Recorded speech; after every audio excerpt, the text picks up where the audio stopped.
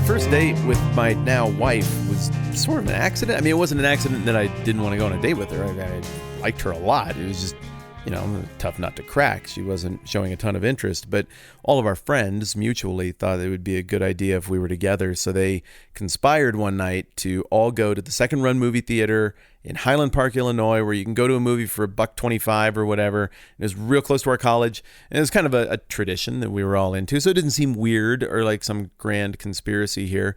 But one at a time, as we got over to the theater, people dropped out. And then finally at the front door of the theater, the last couple of participants dropped out. Like, oh, we got some other things we have to do.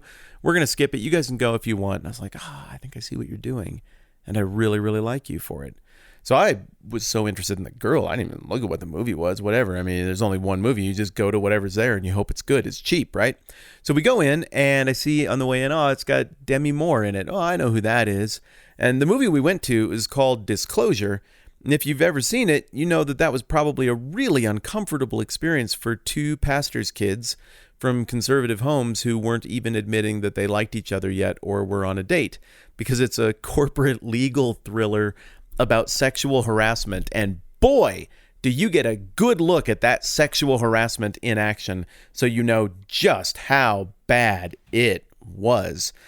Well, I thought maybe I should leave because I'm like 18 and it seems like this is naughty. But then the other part of me was like, but also I'm on a date with the girl that I like. So we just rode the thing out and now it's a really great laugh. But what would have been nice is if somebody had taken the time as they were coming up with this conspiracy to disclose what disclosure was about, because disclosing is a really nice thing to do for people.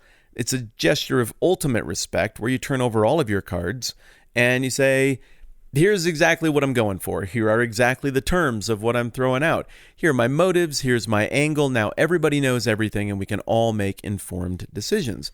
And disclosing is a nice gesture, I guess, when you have to do it. Like if you buy a house, the people who are selling, they have to disclose what's going on with the house in terms of repairs and things like that.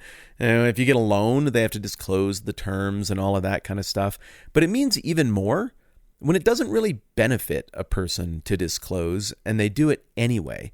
There's no legal obligation to disclose and they do it anyway. And that raises the question, well, why would anyone disclose if they don't have to? That takes away some of your ability to manipulate and get the things you want out of other people. Well, I think the answer is right there in what I just said. Someone would disclose and tell the truth about the thing when they don't have to, because they value the truth and they value the person they're talking to. I think another reason is because if you're inviting people to sign up for something or be a part of something, you're actually going to have better results when people sign up, knowing what they're actually signing up for.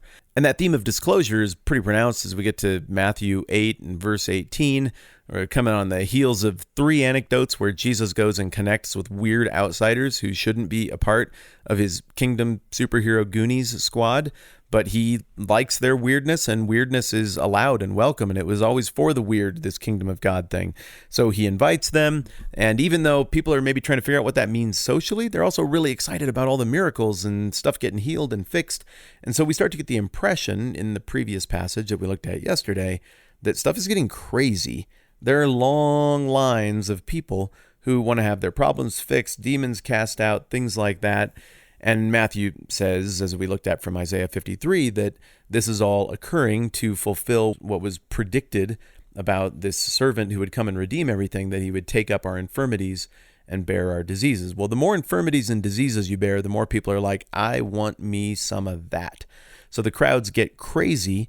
And verse 18 that I'm about to read is the moment at which we start to see this dynamic of Jesus always having to contend with his own popularity, always having to contend with crowds that would disrupt what his mission is. Which is a really fascinating question, because if Jesus' mission was be popular, this friction wouldn't exist. The more people, the better. Get more subscribers, get more downloads. Please review the podcast so more people will listen. I mean, that's the game all of us play who make things on the internet, but Jesus has some other end game in view, and we'll have to explore that as we go along. But look at the way he discloses here, starting in verse 18 of Matthew chapter 8. It says, when Jesus saw the crowd around him, all the people are like, heal me and stuff, he gave orders to cross to the other side of the lake.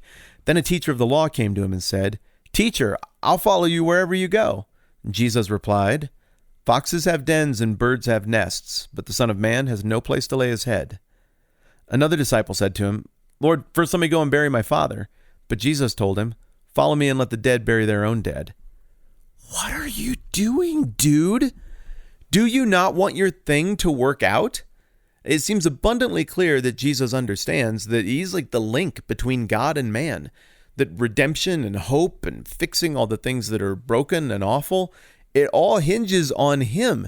You want people to sign up for it. Why would you have just told people how to sign up for it in the Sermon on the Mount? Why would you have given that prayer that's like, hey, pray this, and it's a prayer of submission and fealty to the king? If you didn't want people to actually pray it, why are you making it harder? Make it easier. And I know there are a lot of people who are in charge of making churches that are dedicated to Jesus bigger today who would agree with me that that is a very poor growth strategy.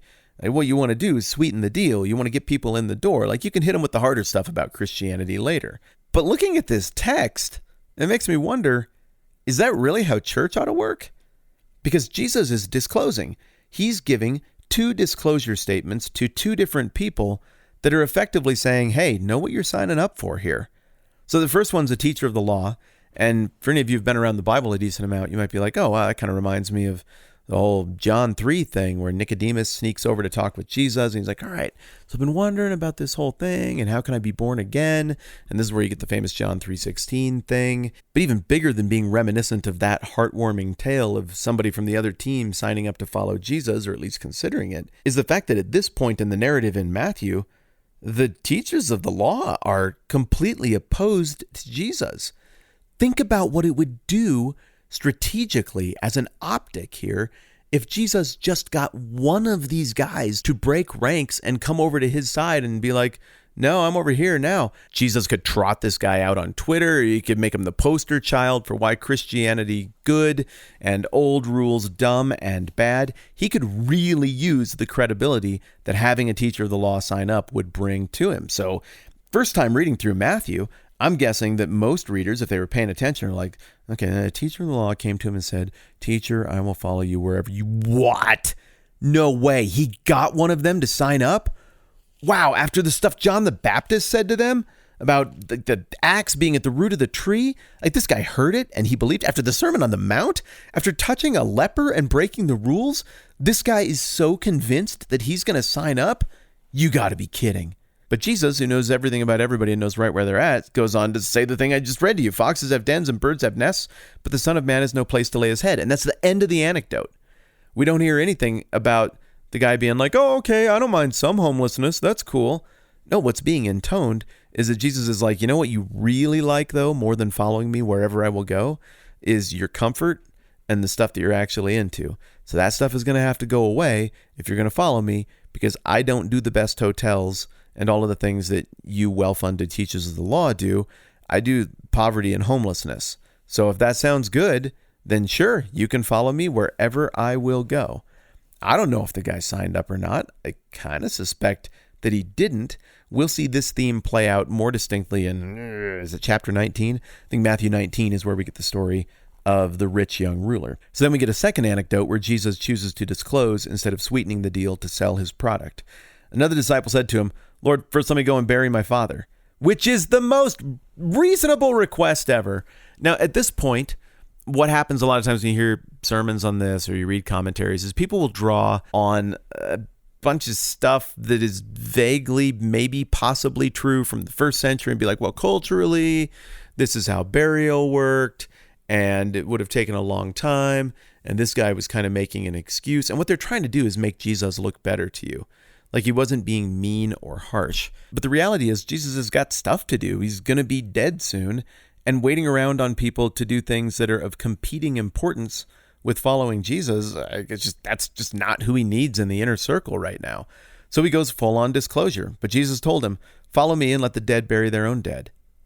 Whoa. Which again sounds like A, the meanest thing you could ever say to somebody who is grieving. B, a terrible strategy for growing your movement. And 3, a huge turnoff to anybody else who heard you say that. And they're like, whoa, whoa, whoa. How serious is this thing? Like, there have been other messiahs and stuff. Then it was kind of a fun thing, like a summer music festival, and we kind of followed him around. We ate some different food. We met some people. Nobody could really say we were being irresponsible because we were trying to follow God. And then, summer wraps up and we go back home, and maybe we do it again next Messiah season. But this is intense and hardcore. So why is Jesus doing this? Well, I think we've spoken to it already a whole bunch. To put it very simply, he's disclosing. Here is what the level of devotion to the king and the kingdom that Jesus is expecting looks like. By saying this stuff, Jesus is making it crystal clear. Here's the pecking order. I'm the king, and I'm not just a king. I'm the ultimate king, and to follow me is to follow completely. Even today, I'm guessing that there are some of you listening to this who are like, and that's one of my problems with Christianity. I'm just not sure enough that Jesus is that to be able to do it.